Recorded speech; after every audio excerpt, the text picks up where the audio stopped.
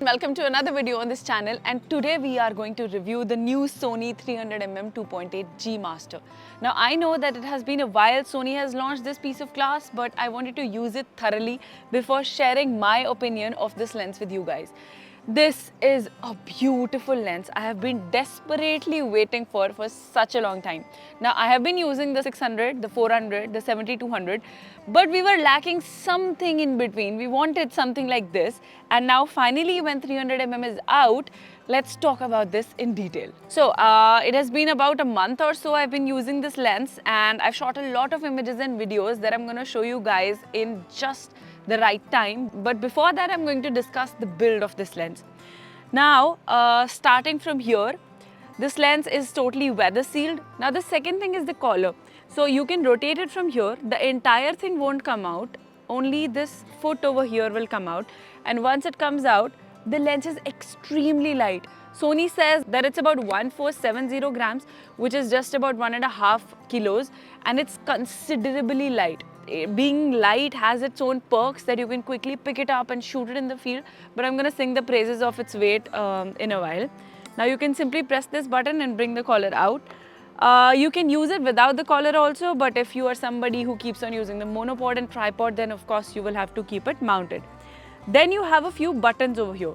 So the first one is the autofocus manual focus button, which you can switch from auto to manual. These are the regular buttons on most of the G Master lenses. Then you have the full-time DMF, which comes really handy when a lot of times in the field the subject is behind the clutter. So you can actually do the autofocusing from the camera body and manually override the focus from the focus ring.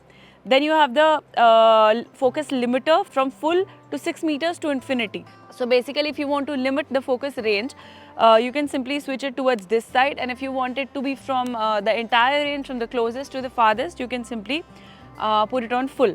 Then you have the OSS, optical steady shot, that is basically the stabilization.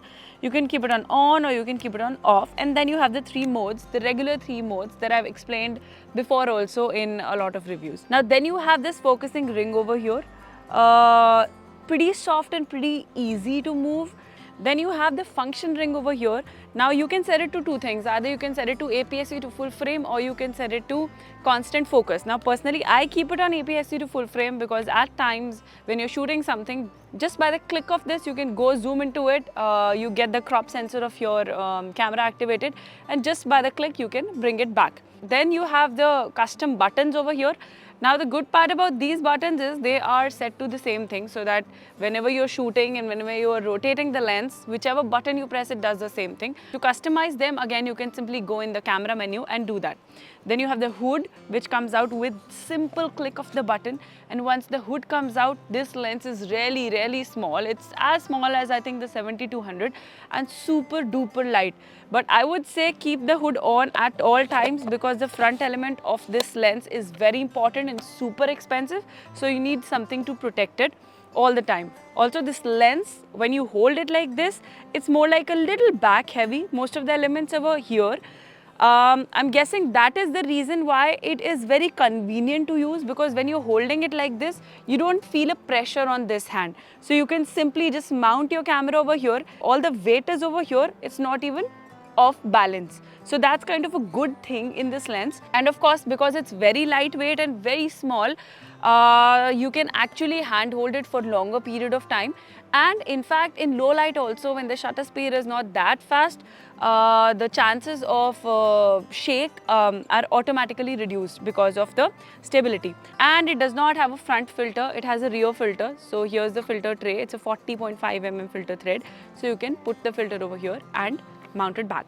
Now let's use it, and then post that I'm going to show you some of the beautiful images and videos that I've created with this lens. Okay, so let's see how does the focusing system of the lens is and how's the focusing speed of the lens. Now we have a wild buffalo right in front of us, and there are these few birds flying right on the top. I'm going to test how the focusing speed is. I'm using A9 Mark III with this. Now if I focus closely on the grass over here and quickly focus on the buffalo, beautiful. I mean, it's so fast that there's absolutely no lag. It's so fast that I don't think that anytime you will even have to use the focus limiter, because if I focus on the grass like which is really close to me, then also it's able to focus on the buffalo like very fast. So that way it's performing beautifully and remarkably well, because the focus is constantly just getting there back on the buffalo. Now it's a little close to us and you can see how it's locked on to the eyes. Even if I'm moving it or moving the screen or the lens very fast, or there's some kind of a movement, it's quickly being able to hold the eye. Of course, I mean, the camera also has to contribute to that, and A9 III is one of the fastest that Sony has made in terms of focusing. But at the same time, the lens is also performing up to the mark, and it's able to perform to the focusing speed of A9 III, which is like really fast. So I am absolutely loving the focusing speed over here. I just don't know why this buffalo is looking at us in that much of anger. Next thing is the image quality. The images are coming out really sharp. I mean, they're edge to edge tack sharp, and the videos are coming out beautifully well. I got a chance to shoot this little cat over here. Look at the background. The bokeh in the background is so smooth and so blur. Now have a look at these images. The 11-plate circular aperture mechanism is making sure that the orbs that you get are very smooth, very soft and amazing, pleasing to the eyes. Whatever aperture you use, it's wide or if it's narrow, doesn't matter. You can see the shape of the orbs. They are properly circular in the background.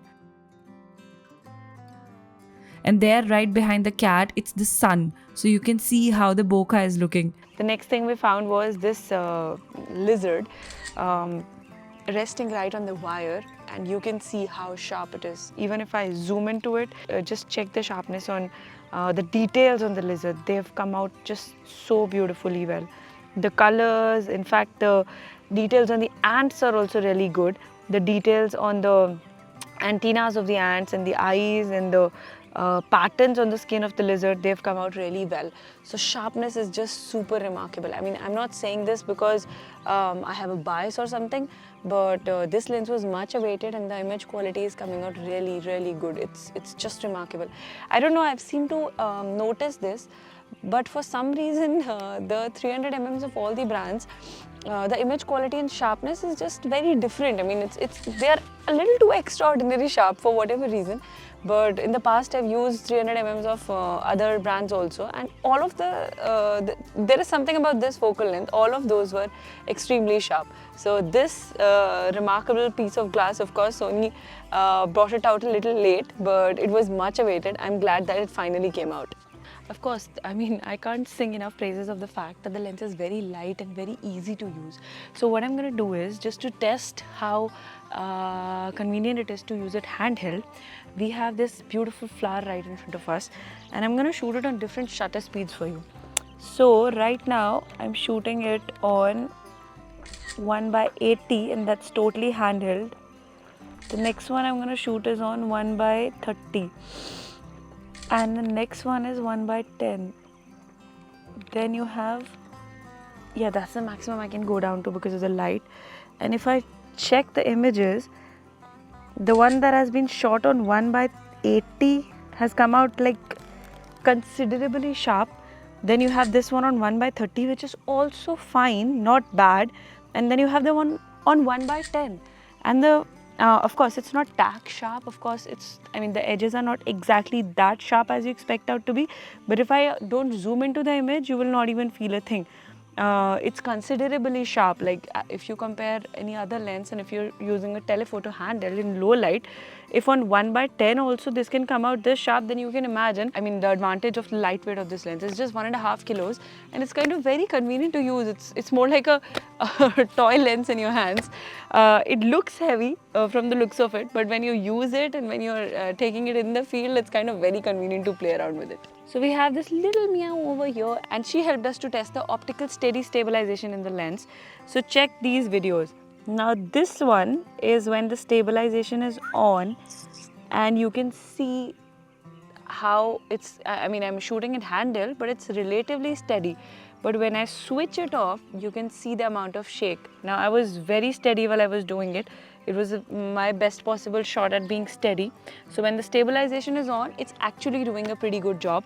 And if you switch on the stabilization, and again I showed you the examples, if you shoot the images also on slower shutter speeds, it's kind of the lightweight coupled with the good image stabilization is going to help you to use it handheld for longer period of time, for longer hours, and bring out some really good images and videos.